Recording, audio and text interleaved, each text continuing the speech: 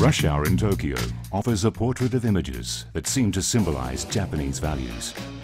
Values that have come to be admired by many living outside this land of the rising sun. Here is a society proud of its traditions, seemingly united in purpose, and driven by a relentless work ethic. Virtues that help produce for Japan a post-war economic miracle and, even decades after, a prominent position for itself in the world economy. This is The Scene on weekdays.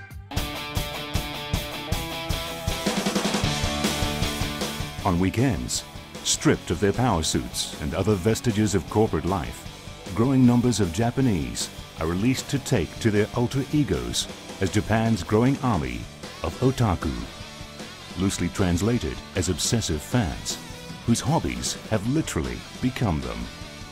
The most extravagant display of which is the act of cosplay.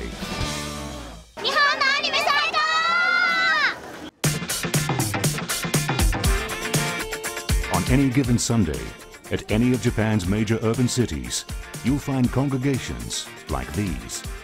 People of different backgrounds engaging in a masquerade of sorts, dressing up as characters from manga, anime, and computer games. For them, they're bringing their fantasies to life, but in the process, shaking up established norms of Japanese conservative society.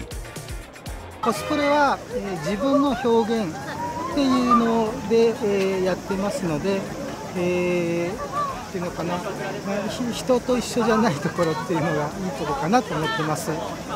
人と違うところがいいかなと思ってやってます。それの魅力はやっぱ大好きなキャラクターになれるっていうのがすごい魅力なところですね。違う自分になれるところ。Yunmao looks like any other fashionable Tokyo woman, stylish, sophisticated, and worldly wise. She grew up in a typical middle-class Japanese family and had a fairly normal childhood. Yet when she hit her teens, Yunmao was converted. Her parents weren't too pleased. At high school, she witnessed cosplay for the first time and was drawn to the lifestyle. Yunmao has celebrated her identity as a cosplayer ever since, getting into the skin of her favorite manga characters.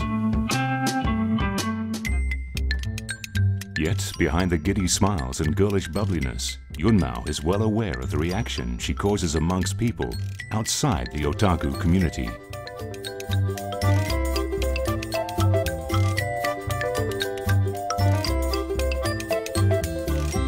やっぱり日本人特有の民族性かもしれないんだけど、右習えというか、みんなと一緒じゃないと外れてしまうっていうか、つまはじかれるっていうか、こうみんなが同じようにいないと、なんか煙たがれるじゃないけど、あんまりよく思われないと思うんですよ、日本って。Japan experienced phenomenal growth in its economy during the post-war decades. Along with economic growth came an explosion in popular culture. Just as they became innovators in industry, the Japanese also created new paradigms in popular culture, developing their own unique cultural products. Manga and anime among them. Anime and manga, unlike comic books and cartoons in the West, have broad appeal among young and old.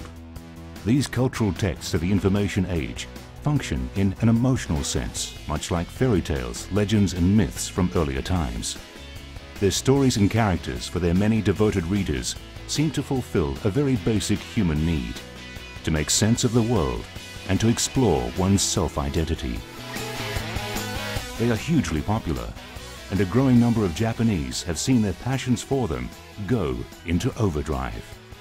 Because reading manga and watching anime is one thing, getting into the skin of one's two-dimensional anime idol is another.